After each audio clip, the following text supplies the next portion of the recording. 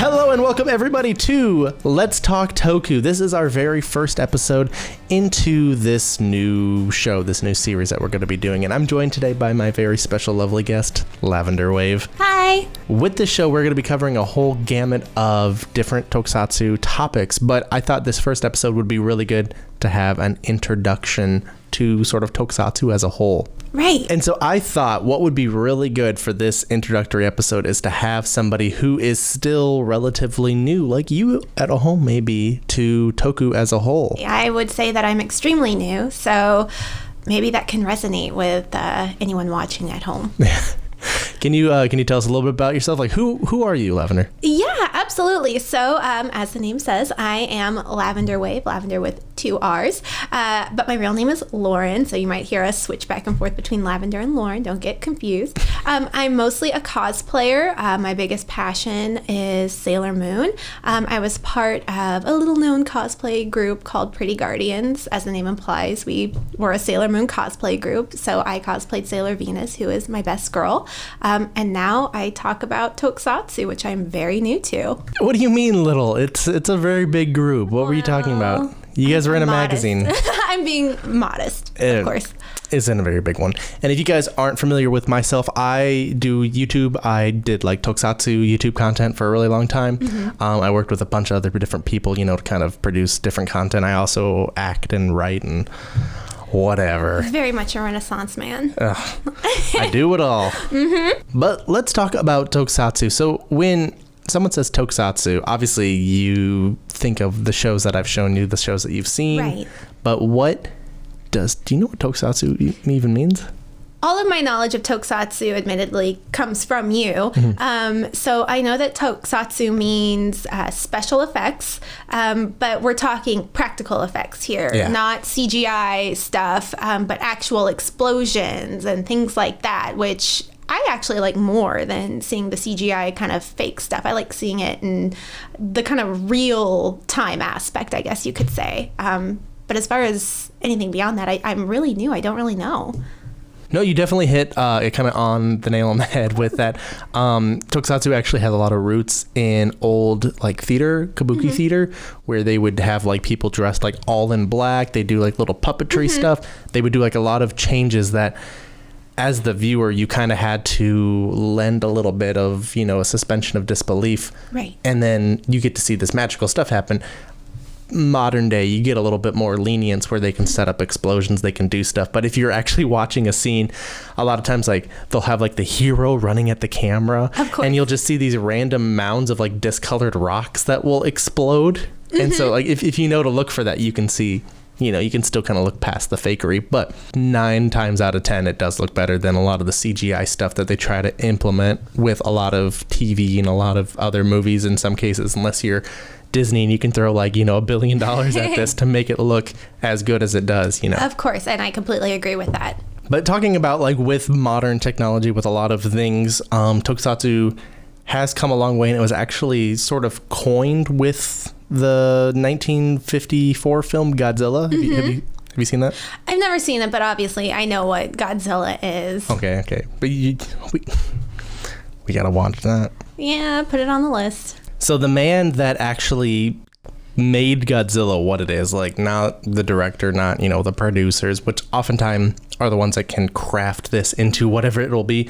But there's a man named Eiji Tsuburaya. Have you heard of that name before? Again, just because of you. Okay. Yeah. He pioneered sort of these techniques at an early age. He wanted to be an aviator. He wanted to like fly and pilot. And so he saw the world oftentimes a lot more different than other people, especially, like in like the 40s. Mm-hmm. So Tsuburaya, he was able to, at a young age, kind of figure out everything a little bit differently than everyone else. And he got into miniature work. Mm-hmm. And he was so crafted and so skilled with doing miniatures and putting it to film that I don't remember exactly when exactly he did this, but it was after Pearl Harbor. He recreated the bombing sequence that happened at Pearl Harbor in miniature form, in film form. So when the U.S. government, like the military, came over and seized Japan for those few years, around World War II, they found these old like reels. They found this footage that they were like, oh my God, they had one of the planes was recording this. And they took it under surveillance and they like distributed it and showed everybody for a long time before they realized that this wasn't an actual footage, that this guy's, what he did was so accurate and it was so believable because no one had ever done anything of that scope. Are you serious though? That like really happened? Yeah. And so that was kind of like the big sort of calling card to him. And so he got doing a lot of war movies. So he did like a lot of like movies in Japan. I'm not super well versed on everything. I know like someone watching who knows a lot could probably correct me, but he got into doing like a lot of war movies where, I don't know, it was just like explosions, like whatever. And so that was sort of the big thing for him at the time. Right. It wasn't until like the 50s that he got approached by a group who were making pictures called Toho. You may have heard of them. They're pretty big in Japan, nowadays. But they were making a monster film, and he got on board and, of course, worked on the miniatures for something like Godzilla, which everyone's heard of Godzilla. Everyone's seen Godzilla in some capacity.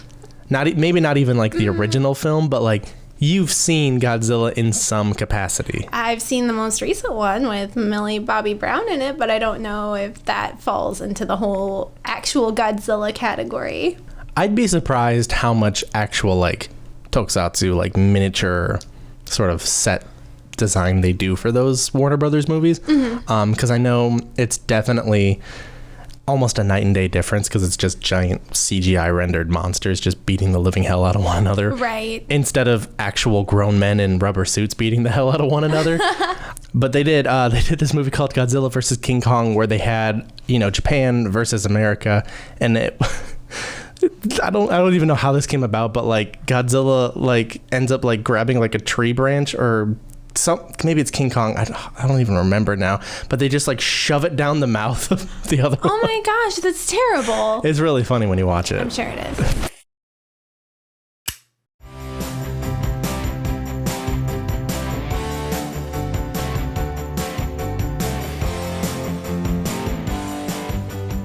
But Eiji Tsuburaya would go on to basically pioneer and be sort of the grandfather to a lot of tokusatsu that we would have today. Definitely. Like he went off after doing, a couple Godzilla films, a couple of other things. He made his own production company called Tsuburaya, and they ended up wanting to get into the television sort of, ring of things. And so they made this one show called Ultra Q, which at the time was the most expensively produced show ever, where they used like old miniatures and old like costumes from like some of these movies. Like the very first episode has like a version of Godzilla in the show, but he's like named something different. And it was really cool because they like brought these monster movies, which you'd have to go to a cinema at the time to see, into your home, which is pretty revolutionary. Yeah, it's crazy. Like you can obviously see that happening today, but back then it was like, it's like a really new concept. It was kind of like the Twilight Zone meets like kaiju meaning like Japanese for monsters. Right. Sort of every episode revolved around a different monster, a different group, and it was kind of interesting. It was kind of like, like, is that kind of where we get the monster of the week thing from, or? In some ways, yes. So the season that followed it, that came directly after, because they were pretty early on, they realized their good viewership would lead to a second season. They were going to do another season of Ultra Q, but they decided to make this story more episodic instead of just kind of like here and there, because some of them are hit, some of them are miss. So they decided to focus on doing an episodic format with like, a group of characters that it would follow. And that's how Ultraman became a thing. Okay. And that's kind of where the monster of the week thing came from, because every week they would try to get, a different monster, different sort of, emergency that they have to respond to, and just kind of go from there. Keep it interesting, change things up. Yeah. Gotcha. Okay. Definitely. I get it. But yeah, Ultraman would be really successful. It would come in and, just kind of have season after season of success. And it was another guy named Shotaro Ishinomori, who was a manga artist at the time, who I think his most prominent work was like Cyborgs 009. Mm-hmm. He came into it and made his own tokusatsu, which would become Kamen Rider. Whoa, really? Yeah. Oh, cool. That's so cool. Actually, if we back it up a little bit, tokusatsu really, I think, became a thing in our media because of the war. World War II, we had a lot of our soldiers over in Japan, and they brought with them comics. So they had like Superman comics. They had, like Archie or whatever was on at that time, And so Japan saw that and they wanted to kind of appease a little bit. They wanted to give back. And so that's where a lot of things like Speed Racer came from. A lot of things like Astro Boy, a very sort of American conceptualized, stylized sort of comic and eventually anime to sort of, this is for America. Like, we did this for you guys, Oh, I had no idea about any of that. That's a lot of like where this kind of has come from. And of course, Godzilla's success, seeing this giant monster, and the world has never seen anything else like that. It kind of, lets Japan in, and Japan gets to sort of control this aim of the game. And then, of course, Ultraman comes out, and it's huge. It would come over here. They'd get an English dub of it, which not a lot of these shows get English dub. So pretty big. It was a pretty big deal. Yeah, super huge. Okay. But going back to Shotaro Ishinomori, who did Kamen Rider in 1971, I think. It's that old?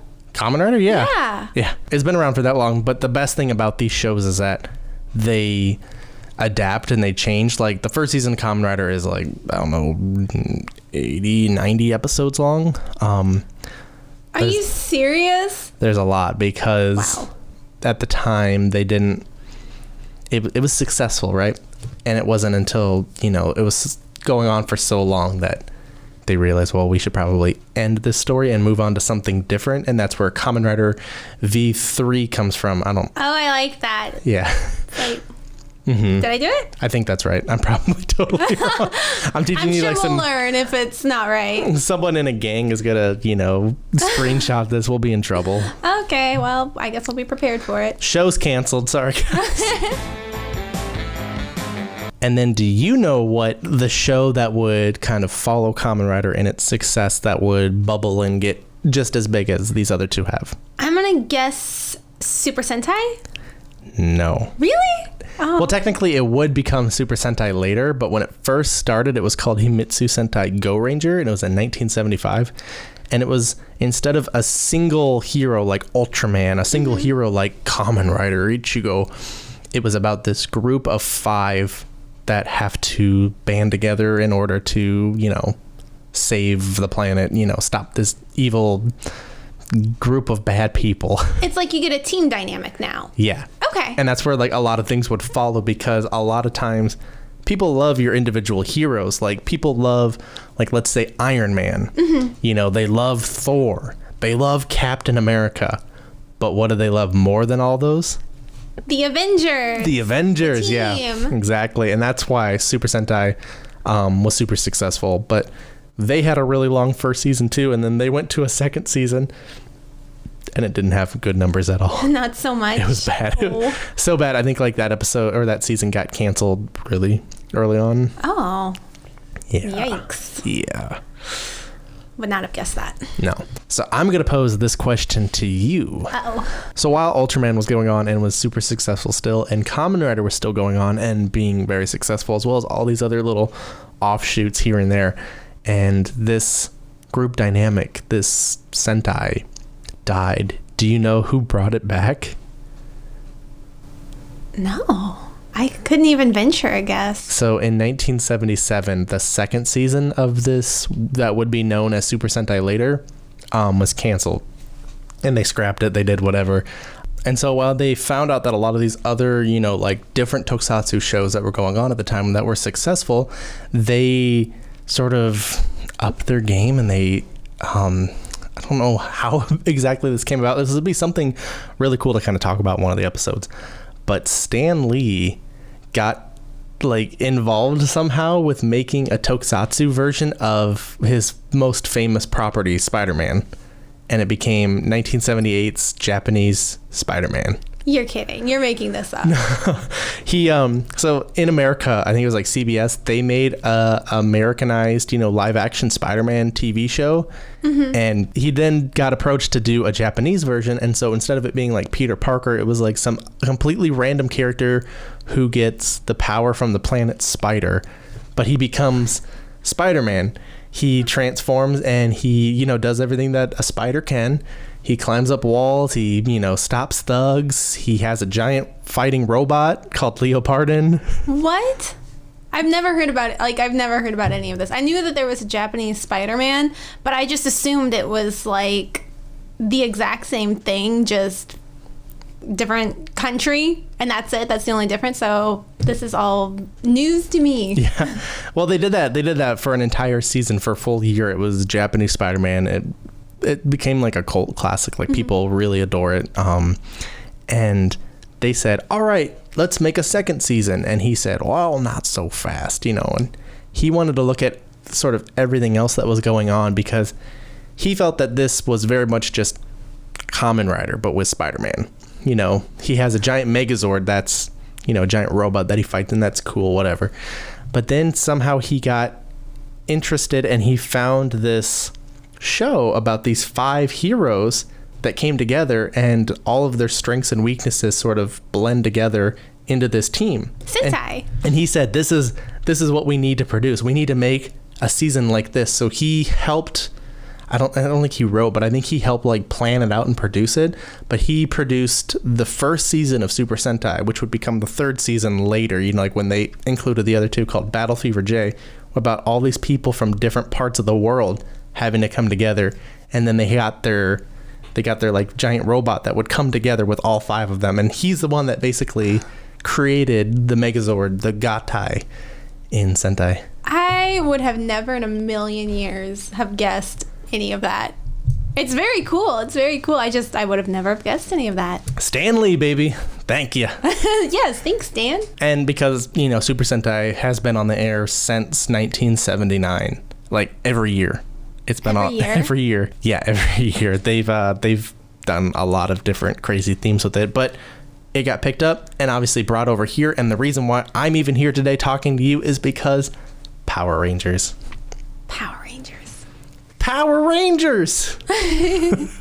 Yeah, so I obviously grew up watching Power Rangers and finding out that it was based off of this Japanese series, and that Japanese series is awesome. I was kind of history. There was nothing I could do to stop it, Of course. And here we are today. Yeah. But that's pretty much your basic rundown history of Tokusatsu. I'm sure we'll go into it a little bit more. Like, we'll have an episode that's all about the nitty gritty history that is Tokusatsu. But, if you're just joining us and you haven't seen much of this stuff, like, welcome, first of all, but there's a lot out there. There's so much to check out, and you've stumbled onto the right show to help guide you along that way. But don't go anywhere. We will be right back after this to do a little fun game for Lauren here. Uh-oh. She has no idea what's in store for her. But we'll be right back. Don't go nowhere.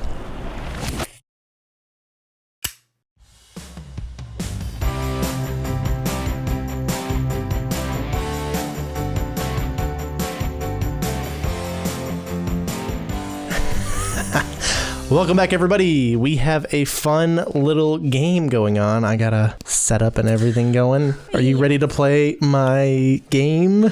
As ready as I'll ever be. Do you know what it is? No idea. It's Who's That Toku Character? Oh, great. This is going to be terrible. You ready for your first one? I guess I am. Here we go. I know who that is. That is Gintaro Kisaragi, a.k.a. Forze, Kamen Rider Forze, a.k.a. my Moon Prince. I know him. Okay, I can also give you the 3 options. Oh, it's multiple choice. Yeah. Oh, I appreciate that. Not needed on this one, but... Oh, okay, well, let's just for the sake of it. Okay, let's go through it. Because I spent like 20 minutes working on this. Oh. Is it Toma Yamazaki, Gentaro Kisaragi, or Chuta Osugi? Well, I mean, I definitely know that it's Gintaro. Yeah, it's Gintaro. All right, you ready for your next one? I hope so. All right, here we go. Let's see who it is.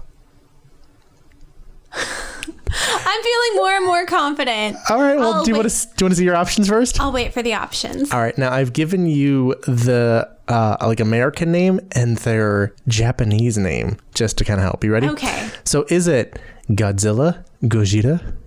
Is it King Kong, King Kongu? Or is it Tortilla? Okay, before I answer, I have to ask, Tortilla, that's not really a tokusatsu anything, is it? I don't know. What do you think? I guess we'll get back to that since you're probably not going to tell me until I lock in my answer. Yeah. Godzilla. This is Godzilla. It's Godzilla. Okay, now tell me, is Tortilla really a tokusatsu character? No. So. I'm kind of patting myself on the back for some of these. Uh-oh, I know this too. You do? Uh-huh. All right. Is his name Jason Lee Scott, Rocky DeSantos, or Tommy Oliver? That's Tommy Oliver. 3 for 3. Look at me. How did you know this one? Because I'm a 90s kid, I know Jason David Frank. Not personally, Only but I know 90s who kids he will is. understand. Only 90s kids will understand. But that is Tommy Oliver. All right, you ready for your next one? Yes. All right. Who is this character? Is it Captain Harlock? You know it's not Captain Harlock? Because I love Captain Harlock passionately. Is it Captain Hakase or is it Captain Marvelous? Captain Marvelous, final answer. Correct. Captain Marvelous. That's 4 you've gotten so far. Okay, that one, these have been pretty easy. Yeah, these have been pretty easy. I'm feeling pretty good. We're going to crank it up a little bit. Okay. Just a little bit. We're going from like 3 to like 4.5. Okay. All right, you ready? Who is this character? Is it Shoji Kuga, Saizuma Koga, or Saizuma Taiga? Oh gosh. Saizuma? Is that how you say it? Saizuma? Saizuma Koga, the Final answer? second one. Yes. Yeah, that's correct. Okay. It's funny because when Laura and I watch Garo, she always calls him Kuga, and I'm like, no, Kuga is a common. Yeah, and so that's how I knew, is because you harassed me so much about how I pronounce his name. Otherwise, that would have been a real challenge. Betrayed by my own jokes. All right, let's move on to the next one. Who is this character? Now, I've chosen all of these because these are pretty well-known, introductory characters that any Tokusatsu fan should probably know. I know who this is. You do? Do you want to see your options? Yes. Is it Ankh, Eiji, or Kazari? That's Ankh. Are you sure? Yeah. Final answer? Final answer. What if you're wrong? I'm not. You're not? You ready? I am. Let's do this. I'm feeling very confident. Who is this character? Is it Arata Gentaro, Gomu Takahara, or Umemori Genta? That's Umemori Genta, a.k.a. the best sushi roller in Japan? He's better at making curry. If you've seen the show, you'll get that. But yes, it is Umemori Genta. I love him. He is my second favorite. So it's going to be real hard to trip me up with that one. I thought maybe I could get you with a Gen name up there. You almost did. All right, let's see if we can get her on this one. This one's going to be good. Who is this character? Yeah, you don't know who this is, do you? I do. Do you know I don't know what his actual character name is. This might get her. Is his name, do you know what show he's from? Kamen Rider Dragon Knight? Yes, that is Kamen Rider Dragon Knight. This is his name, Kit Taylor, Stephen Knight, or Alan Ryder? Oh, man. This is going to trip me up. What do you think it is? I want to go with Stephen Knight, but I'm not sure because I feel like that's a name you would use his first name to trip me up. You but think? I feel like I've seen Stephen Knight in my memory. Did you watch Dragon Knight in 2007 or whenever it came out? I've never seen it. Last time on Dragon Knight. I don't know him. I'm going to go with Stephen Knight. Final answer? Final answer. Ooh, it's Kit Taylor. That was my second choice. All right, well. You got me. I got you. The next two are, these last three are really hard. Okay. Who is this character? I need my choices. Is it Shin Hayata, Dan Moroboshi, or Hideki Go? I remember you saying Dan earlier, but one thing I've learned while playing this game is that you are throwing in things that you would know. So I'm doubting myself. So I have no idea who this guy is. I'll be honest. Do you know what show he's from? I can help you out here. Okay. Take a guess. What show do you think he's from? A Sentai? He's from Ultra 7, the sequel to Ultraman. Trust your instincts. Never give up. I'm searching my feelings. What is it telling you? The wrong answer. I'm going to go with Hideki Go. Hideki Go. Yeah. It was Dan. Oh my gosh. You're kidding me. No. So Shin Hayata is the main guy from the first season of Ultraman. Dan Moroboshi here was the second, he's basically like the second Kamen Rider, if you think of it in that sort of way. Who is this? Is this Shin Godzilla, Tantanman, or Gamera? Oh, it could be any of those. Really? As far as I know, yeah, it totally could. Well, what do you know about Shin Godzilla? Not much, I'll tell you that. This does look like he could be a Godzilla. Okay. That's about all I know. What do you know about Tantanman? Absolutely nothing. I know even less about Tantanman than Shin Godzilla. Okay, and what do you know about Gamera? I know that up until this point, I thought I knew Gamera until now it's on screen and I'm having every sort of doubt that I can. So I know nothing. Jon Snow. That's how I feel. Yeah. Well, what does this monster look like to you? This monster looks like an angry turtle to me. What is Godzilla? A lizard. Yes. What is Tantanman? I have no idea. What is Gamera? I thought a butterfly, but I'm wrong. Take a guess. What do you think it is? I'm going to say Gamera. Gamera, final answer? Yes. It is Gamera. Oh!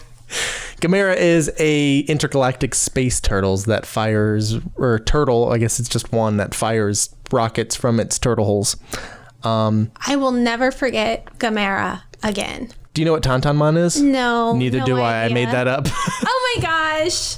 But that was our game. Did you have fun? I did. I had a lot of fun, especially because I did way better than I thought. I thought you were going to really go in on me. No, I made it relatively easy. Like I said, it's things that you should probably know because Gamera wasn't affiliated with Godzilla at all. He was the sort of rival competitor to Godzilla at the time for Toho, and he was very successful as well. But yeah. See, I learned so much just talking to you because I did think that Gamera was part of the Godzilla universe, if that's what you want to call it. So just talking to you, it's very informative. I'm learning so much. That's the whole show. Awesome. Well, don't go anywhere. We will be right back with some more Let's Talk Toku.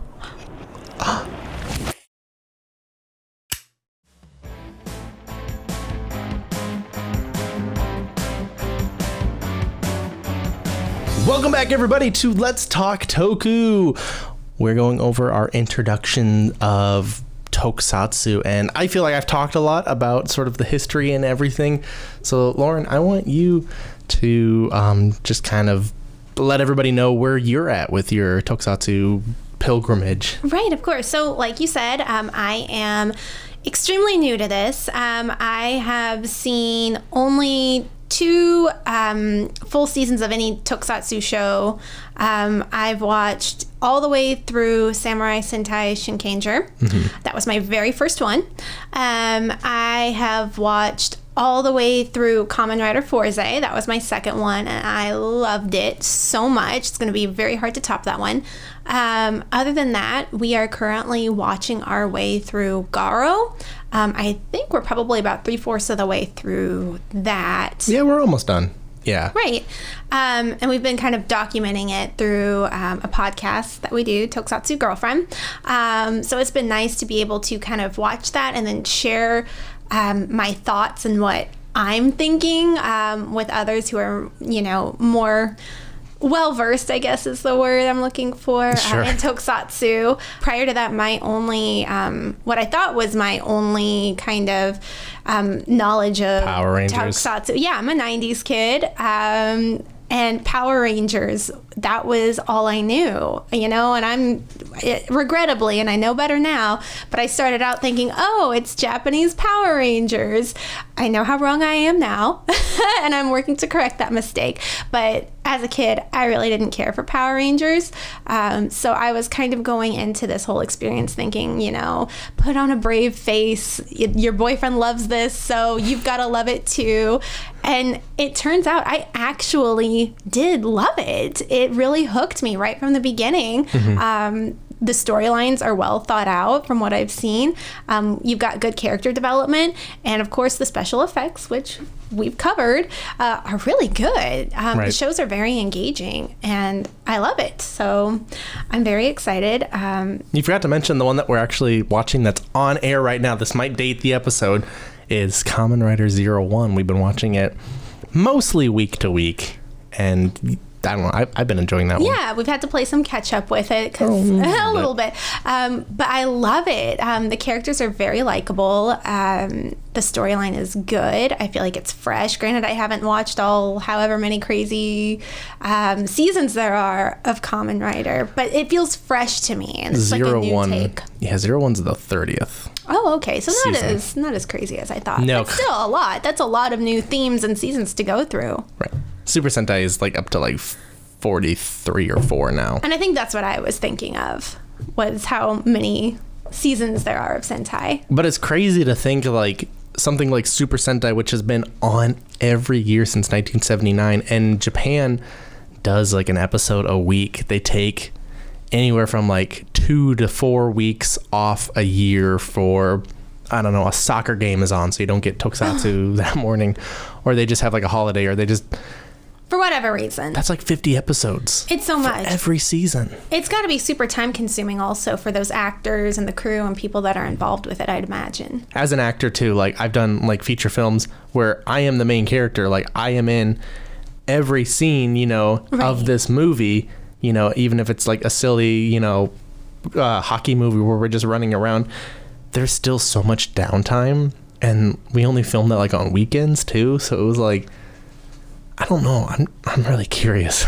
Some of the guests that we have planned for this season have been in these productions like Power Rangers and have worked on these things either in front of the camera or like back in like the production offices. Like we have those people, so if you guys are interested in that, definitely keep tuning in, checking out the new episodes, because we'll have some of those people on here that I think it's just gonna be so much fun to talk to. Yeah, they'll be able to answer these questions. Yes. These burning questions we've got about actually what goes into shooting and making the show. So Right. That's really cool. I'm super excited to learn about that. But what would you say is the most important show in your life that you've ever seen?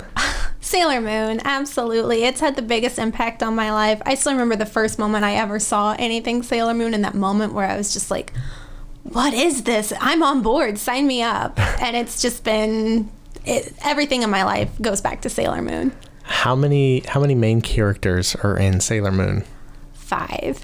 5. Do you know where I'm going with this? I do, because if it weren't for you, I probably would never have even realized that Sailor Moon does get its ties back to Tokusatsu. Sailor Moon is technically Tokusatsu. Yeah, it's a girl Sentai. The creator of Sailor Moon, Naoko Takeuchi, actually loved the idea of Sentai, and she wanted to see an all-female Sentai team.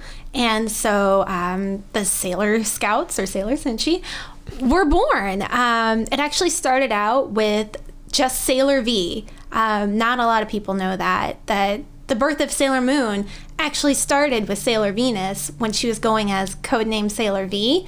And I'm not sure if it's been confirmed anywhere, but once I started getting more knowledge of Kamen Rider and realizing where Sailor Moon got its roots, I guess you could say, the more Sailor V kind of seemed like a Kamen Rider to me.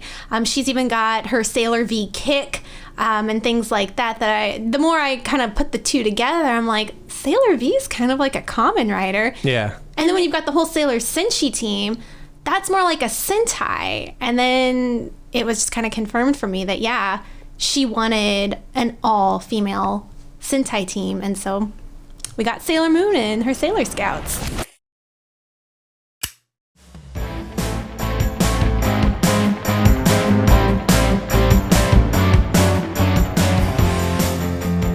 So with all the tokusatsu, I think with like Ultraman, Sentai, Kamen Rider, Power Rangers even, it has this underlying element, which is, I think, goes beyond just like the miniatures, the special effects that they do that it gets its name from.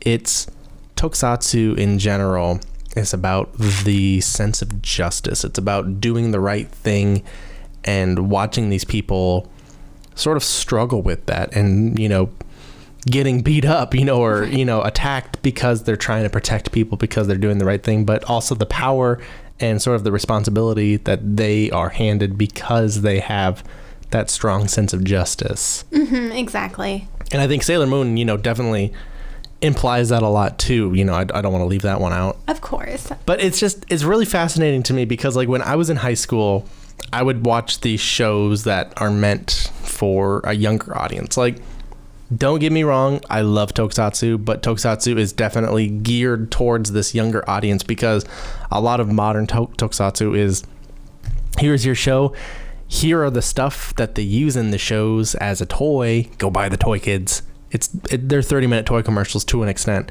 And so I feel like that those other lessons that you get from it are really nice takeaways, and just kind of why these shows have been on for so long is because they have those elements in it that they teach good lessons to kids, to adults, whoever watches it, that, you know, they can take something away from it. Well, yeah, and even, you know, especially if you grew up with those shows and then you're watching them as an adult, it can even serve as a reminder to you, you know. Hopefully people aren't out there being totally awful, but if you are going through that or through whatever, you know, watching these shows can remind you to, you know, stay focused, do your best, you know, be a good person. They serve as like little reminders even into adulthood of, you know, great examples of how to live your life. Don't litter, otherwise a giant purple cat will come and take your spine out. That sounds terrible. It's a real episode. But anyway, so with all of this sort of superhero and this justice, it's funny to see because, like I said, I watched this show definitely out of the demographic, definitely not part of this group that it's geared towards, but I still found a lot of enjoyment with it because I love the idea of superheroes. I love the idea that Kamen Rider is a lot of what the world has done and how it forms people to become these sort of heroes, these saviors. But I really like Sentai because Sentai is about this unstoppable force that these people find solace in one another, that they have to work with them in order to achieve this unachievable thing. And it's really fun to see. And a lot of the stuff that I have been seeing with Tokusatsu is you have people come in and out of the fandom who, you know, like this certain season or this show, but what's sort of constant all the way through is that sense of justice that people love to watch, and they love to see the fights, they love to see the characters come out on top. And it's funny just like how sort of embarrassing a lot of people try to make me feel for watching those things. And then you look at the most successful movies that are in the world and it's the Marvel movies. Like I just feel like a lot of it gets sort of saturated. It's trying to be too hip. Mm-hmm. It's trying to be too, you know, like cool guy, which, you know, it's still fun. Like they're still good movies. I just love watching superheroes, but Kamen Rider, Super Sentai, Ultraman, all of these other shows, you get to watch something new from them weekly. Like not even comics do that. Comics are monthly or, you know, bi-weekly if they're really popular. These movies, if you love Spider-Man, cool. you're going to have to wait a year every year to watch a new Spider-Man. If you love Captain America, well, you're out of luck now. But you had to wait like 2 or 3 years for a new Captain America to do anything. And it's just like... No, I totally get that. And it's just like, I don't know. I really love that Marvel and DC and all these other sort of like big names for superheroes are taking the initiative to make these shows, because I think that it's influencing our fandom base in Tokusatsu so much, because a lot of people come into it because they've seen these things, because they realize, oh, I like people in spandex fighting, you know? And that's basically what a lot of, you know, modern Tokusatsu is just this group of people fighting. If you like that, cool, you're in for life, you know? But if you go back to a lot of the other Tokusatsu, I mean, it's still that, but there's a lot different, there's a lot of different kind of levels to everything there. And so I want to chalk that up to Marvel as like helping our fandom grow a lot. Right. It kind of gives people some much needed exposure to maybe kind of delve into their interests with it a little bit more, a little bit further. I don't know. It's just, if some audiences are trying to be more open-minded to things, I feel like they can enjoy a lot more. Like with Tokusatsu, it isn't always perfect because they put out an episode a week. Mm-hmm. They have sometimes a very limited budget, but it's the story, it's the characters, it's the idea that you can get behind that I think makes Tokusatsu, for people who love Tokusatsu, what it is. Like, they love it unconditionally, and they look at it both for its problems, but for everything else that it does way better than a lot of media, you know, that you'll find. Oh, right, definitely. I don't know, it might just kind of be chalked up to the great mysteries of the unknown, that Tokusatsu is definitely something that I feel is very specific to the country of Japan. It's often replicated over here, sometimes to mixed results. I feel like there's a lot of heart that goes into these productions that we just can't really replicate. We don't fully understand it. I can definitely see that. So whatever your experience with Tokusatsu is, just enjoy it. Just watch more of it, because, you know, you can watch a season that you don't particularly care for, and then you can watch a new season and it become your new favorite. The glory, I think, of having so many seasons of these shows is that you can find a season that checks all the boxes for you, whatever it is you're into. There's more than likely a season of a Tokusatsu show out there that does it for you. You just got to keep searching, keep watching. And I know, like, Kamen Rider is more popular than, let's say, like, Sentai. But I love Sentai, because your first show that you actually watched all the way through was Samurai Sentai Shinkenger. And the best thing about Sentai is if you like a Kamen Rider, you sometimes have to like the main character. Because if you don't, you're going to be very miserable for, like, the next 46 episodes that they're always there. But with, you know, a Sentai, you have 5 characters, and you may get to find one that you really, really like and end up, you know, putting on the wall. My favorite. Yeah. Shinken Blue. Well, that's all that we pretty much have for this episode. I hope you guys enjoyed it. We are going to have a lot of fun this season on Let's Talk Toku. We got some cool guests on their way, so be sure to check those out, tune it in. Thank you again so much for tuning in here for Let's Talk Toku. We will see you all on the next episode. Bye. Bye.